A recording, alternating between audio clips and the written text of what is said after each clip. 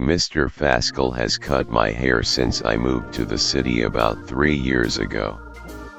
He's an older guy, maybe 50s or 60s, and he possesses that look and drawl that makes me think he's from up north somewhere.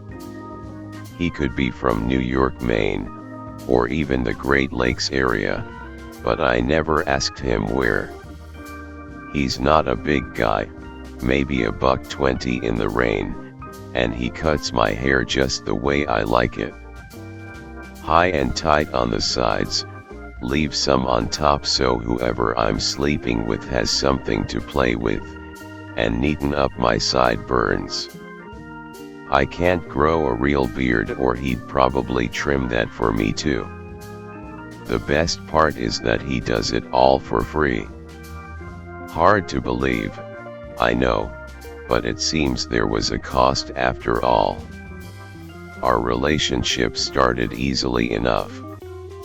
I had an interview with the city, maintenance, and custodial, and I wanted to look sharp and make a good impression. Everything other than that paid nothing or barely nothing, and I really wanted to lock this job down. I had a nice set of interview clothes, some comfortable business shoes, and a winning smile, and I needed a sharp haircut to seal the deal. That is where the problem lies. My hair grows abnormally fast. It always has, and when I was a kid my dad used to bemoan the fact. He made jokes about going to barber school or buying stock in master cuts, but he always understood that when it was time for a cut, it was time for a cut. If you let it go longer than 2 weeks without a cut, it just turns into a shapeless mess. By the end of week 3, I looked like a sheepdog, and Dad would look over his paper and sigh before saying he would take me to the barber.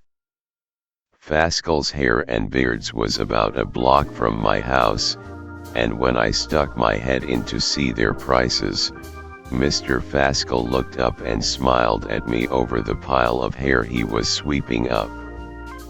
Then, suddenly, he took a deep breath, and when he opened his eyes again I asked if everything was okay. "Just fine, young man." "Say, you look like a man in need of a haircut, am I right?" I told him he sure was, and he invited me in and told me to have a seat. He had about 1,000,000 questions on that first visit. No, I didn't usually let it get this long. I liked it this way, but a little long on top. No, I didn't use any special shampoo, just dandruff shampoo from the Dollar General. No, I wasn't really prone to dry scalp, but a fella can never be too careful. On and on and on and on until, finally, it was done. He had cut it just right, the perfect length, the perfect fade, everything. I asked him what I owed him, and he told me it was free. "Come on," I'd said, "you gotta charge me something." "I let my customers pay what they can afford," he said, "so whatever you can afford is fine with me. Think of it as a tip." I was okay with that and walked out with a free haircut while Mr. Fascal waved me out with a $10 tip. I left with a spring in my step. I felt like a new man, and I was ready for that job interview. I went home, got a shower, and when I looked in the mirror, I knew I had this. The next time I went to see Mr. Fascal, I left him a $20 tip and told him it was all thanks to him that I had gotten my awesome new job. For the next couple of years, I always went to Mr. Fascal when I needed a cut. If I had a date coming up, I went to Fascal's. Promotion interview at work. Fascals. I told friends about his shop. I went there just to get a touch up and talk with the old fella. In no time at all, Mr. Fascal and I were friends. He liked the same sports team I did, watched a lot of the same movies and TV shows I did, and even liked a lot of the same classic rock that I did.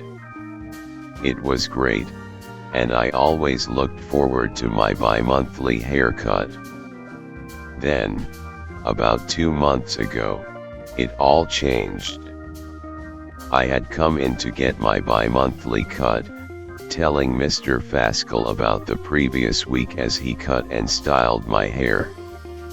He was always meticulous, getting everything just right as he cut and trimmed, and when he turned me around to look into the mirror, it was the same way I had gotten it for the last 3 years. I thanked him, handed him $10, and told him I'd see him soon. Of course, Mr. Fascal said, sweeping up the hair, "Come back anytime." I was leaving, almost a block up the street, when I realized I didn't have my sunglasses. They were my brand new Oakleys and they had cost quite a bit of cash. I remembered having them when I came up, taking them off my head, and setting them down at the station Mr. Fascal used. No problem, I thought, I'll just go back and get them. I stepped in, saying I had forgotten my sunglasses and was just gonna grab them, and that's when I saw him. Mr. Fascal was looking up guiltily, his eyes panicked. He was down on all fours, eating the hair he had swept up off the ground like he was a cow in the field. When he turned, I could see pieces of hair sticking to his lip like accusations. He stood up, whipping himself off, brushing at his mouth as he tried to explain. "I know how this looks, and I'll admit that yes, I was eating your hair. But, you have to understand, your hair is what I look forward to. I don't eat just anyone's hair, well, I used to. Now I can't wait to see you come in so I can eat something good. Why are you looking at me like that? I'm not crazy." "I'm not crazy," he shouted, getting up as he stalked toward me. He seemed to realize that saying that made him sound crazy, so he switched gears. "Haven't I always done good work for you? There's nowhere in this town that you would get a haircut for less than $25. I cut your hair for tips. I've cut your hair for the dollars in your pocket. I've been good to you, and you've been a good customer. Let's just pretend this never happened, okay? Let's just go back to, but I didn't hear the rest."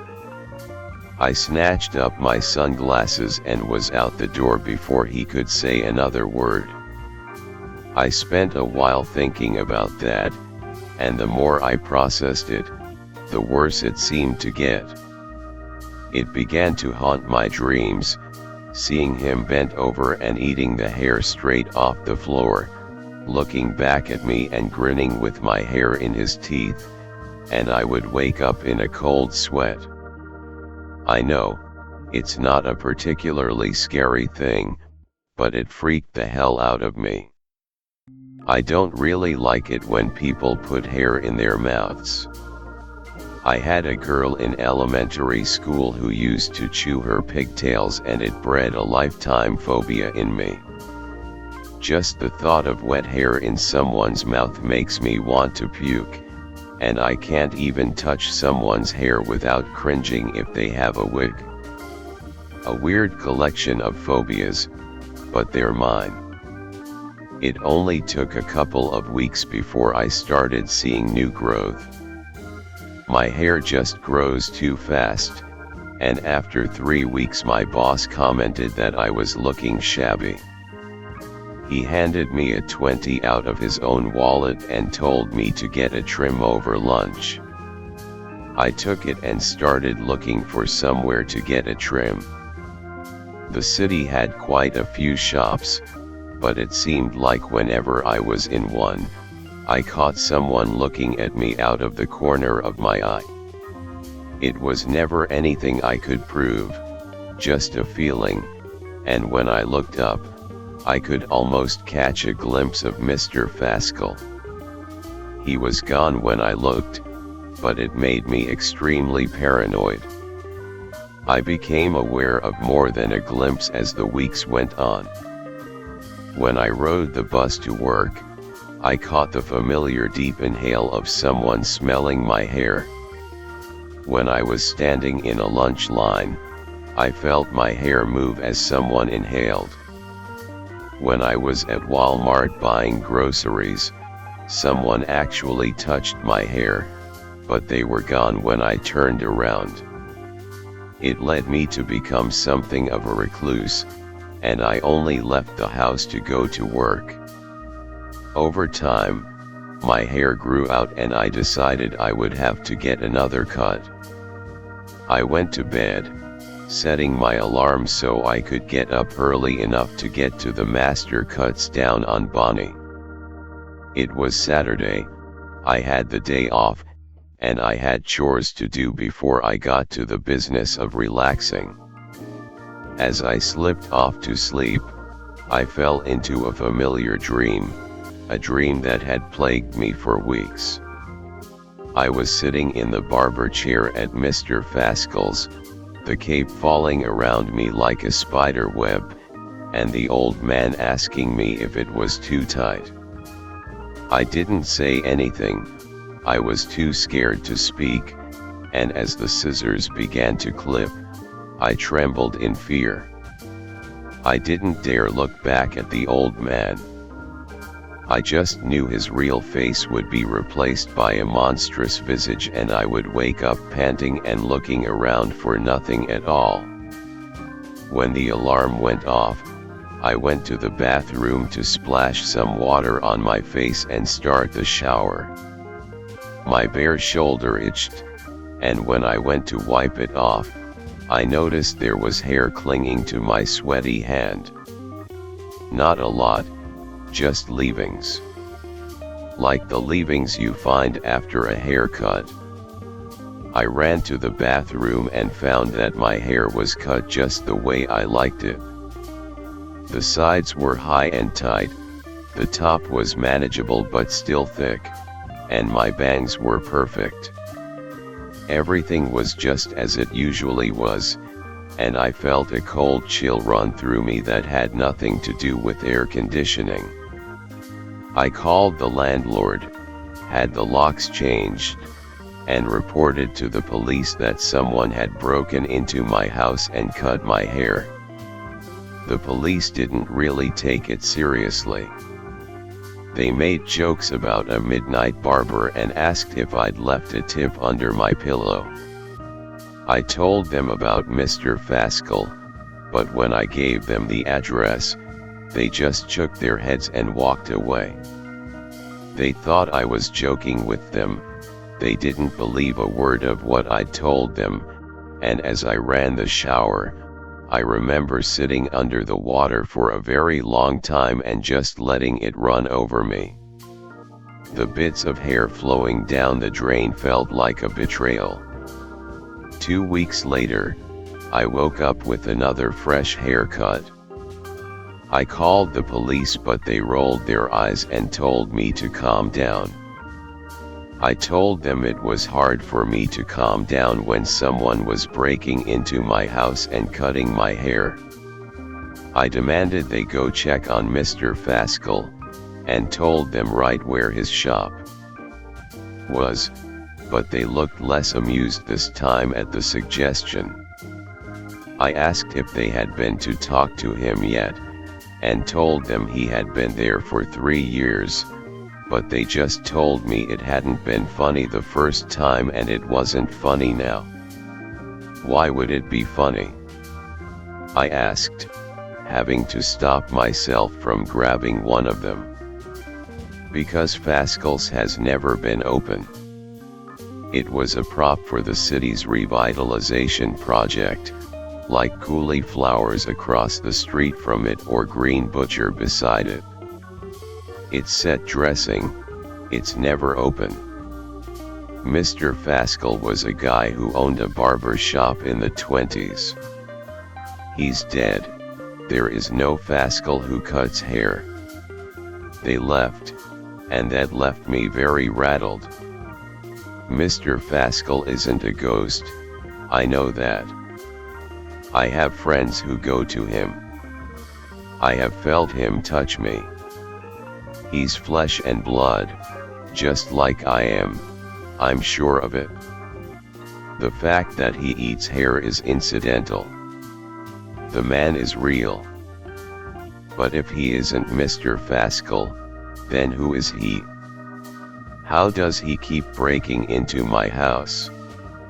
I have a window in my room, but it's barred with a piece of broom handle and I live on the 3rd floor. I changed the locks again, I wedged a chair under my door, and when I finally made myself calm down enough to sleep, I hoped it would end. I woke up completely bald. Not buzzed, not at a 0 guard, but bald. Like, someone shaved my head in my sleep and took the hair. They got my eyebrows too, my 5 o'clock shadow, and my thick sideburns. I was as smooth and hairless as a newborn baby. I don't know what to do. I can't call the cops, they won't believe me. I can't call the landlord, he's replaced the locks twice now and is getting angry about it. I can't afford to move, I can't leave my job, I'm stuck. What I did find, however, was a message left on my nightstand.